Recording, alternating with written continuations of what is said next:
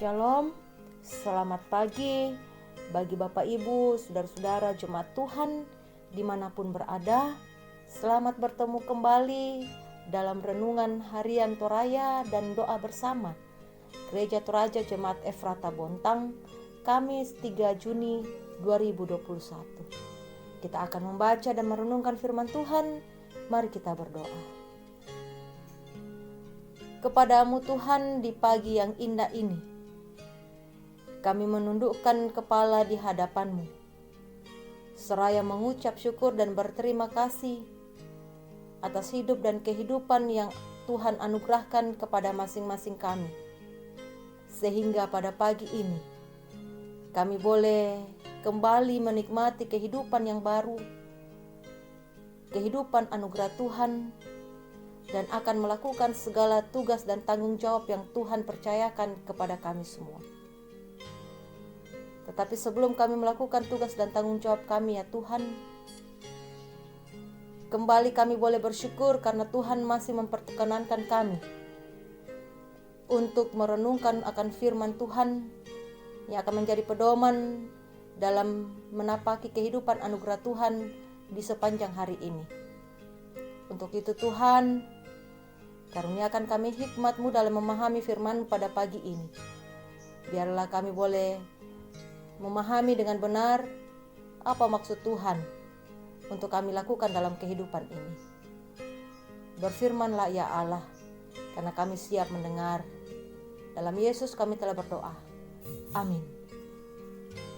Pagi ini kita akan merenungkan akan firman Tuhan dari kitab 1 Petrus pasal 4 ayat 12 hingga ayat yang ke-19. 1 Petrus pasal 4 ayat 12 hingga ayat yang ke-19. Beginilah bunyi firman Tuhan. Menderita sebagai Kristen. Saudara-saudara yang kekasih, janganlah kamu heran akan nyala api siksaan yang datang kepadamu sebagai ujian, seolah-olah ada sesuatu yang luar biasa terjadi atas kamu. Sebaliknya, bersukacitalah sesuai dengan bagian yang kamu dapat dalam penderitaan Kristus, supaya kamu juga boleh bergembira dan bersukacita pada waktu Ia menyatakan kemuliaannya.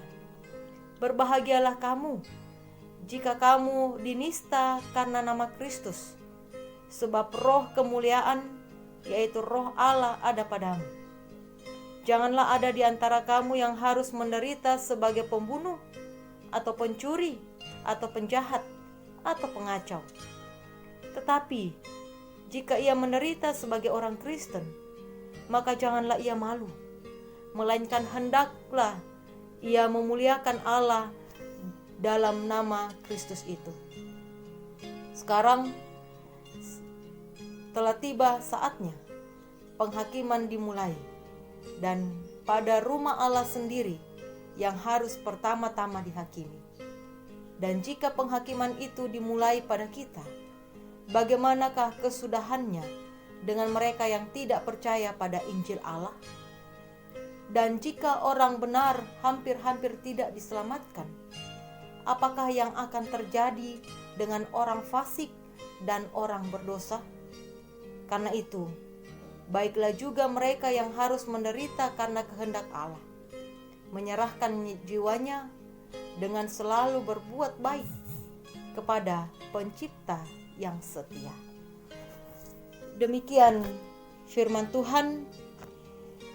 Kiranya kita tetap merasa bersukacita karena telah mengambil bagian dalam pembacaan firman Tuhan pada pagi ini, dan kiranya firman ini boleh mengambil bagian dalam sepanjang kehidupan kita.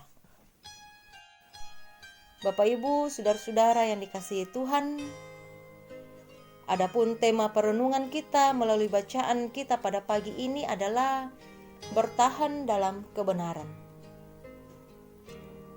Bapak Ibu yang dikasihi Tuhan, bertahan dalam kebenaran adalah sikap hidup yang membutuhkan kesabaran yang harus kuat. Karena dalam menjalani kehidupan keseharian kita, tidak sedikit dari kita yang tidak mampu sabar menghadapi mereka yang selalu mengganggu kehidupan kita.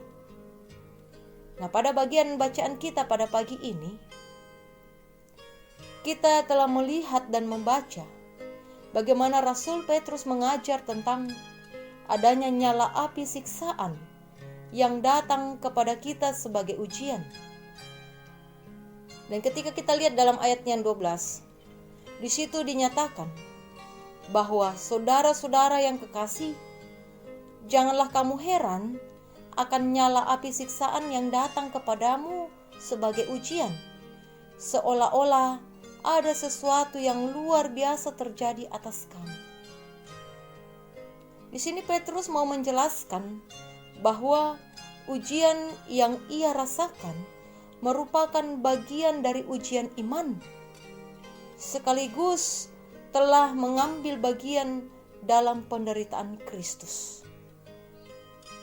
Karena itu, tetaplah berpegang pada janji Allah, karena sikap seperti itu merupakan bukti bahwa kita adalah anggota rumah tangga Allah yang akan diselamatkan pada hari penghakiman Allah. Itu dapat kita baca dalam ayat 17 hingga ayat 18. Bagi Petrus, tetaplah bersukacitalah meskipun sering merasakan penderitaan, karena percaya kepada Kristus. Sebab jika setia bertahan menderita karena Kristus, maka kepadanya akan dinyatakan kemuliaan saat Kristus datang kembali. Bapak, Ibu, saudara-saudara kekasih-kekasih Tuhan, melalui firman Tuhan yang kita baca dan kita renungkan saat ini, Petrus menasehati kita supaya jangan bimbang, bahwa sekalipun kita mengalami penderitaan karena Yesus Kristus, tetaplah bersukacita dan tetaplah berserah kepadanya, karena kebahagiaan ada padanya. Untuk kita yang penting, janganlah menderita karena melakukan kejahatan. Untuk itu, Bapak, Ibu, saudara-saudara, tetaplah bertahan dalam kebenaran bersama Yesus. Amin. Bapak, Ibu, saudara-saudara yang dikasihi Tuhan, firman Tuhan pada pagi ini kembali mengingatkan kita selaku keluarga Allah, baiklah kita tetap bertahan dalam kebenaran, bertahan bersama dengan Yesus. Apapun bentuk kehidupan kita, pergumulan yang kita hadapi, tetaplah berserah hanya kepada Dia, Sang Pemberi hidup itu. Dia akan menolong kita dan akan memampukan kita melewati setiap hal, setiap pergumulan yang kita alami. Bertahan bersama Yesus dalam melakukan setiap kebenaran. Kita akan mengakhiri saat teduh kita pada pagi ini. Kita akan menjalani kehidupan aktivitas kita hari ini. Mari kita meminta pertolongan kepada Tuhan untuk kita dimampukan menjalani kehidupan dengan segala hal yang tentunya berkenan kepadanya. Kita berdoa. Sungguh firman-Mu kami aminkan pada pagi ini, Tuhan, bahwa kami sebagai keluarga Allah hendaklah selalu hidup takut akan Tuhan, bersabar dalam kebenaran, tetap tekun dalam pengharapan, dan dalam pergumulan yang kami hadapi, senantiasa berserah hanya kepada Tuhan, sumber kehidupan itu. Bapa kami di sorga, dalam doa kami pada saat ini, kami datang di hadapan-Mu membawa seluruh hidup dan kehidupan kami. Secara khusus, di sepanjang hari ini, ada begitu banyak hal yang akan kami lakukan, pekerjaan, usaha, tanggung jawab masing-masing kami. Baik kami sebagai orang tua maupun kami sebagai anak-anak, dan juga kami sebagai keluarga-keluarga Allah, baik yang hidup bersama di Kota Bontang maupun yang terpisah karena tugas pekerjaan dan pendidikan.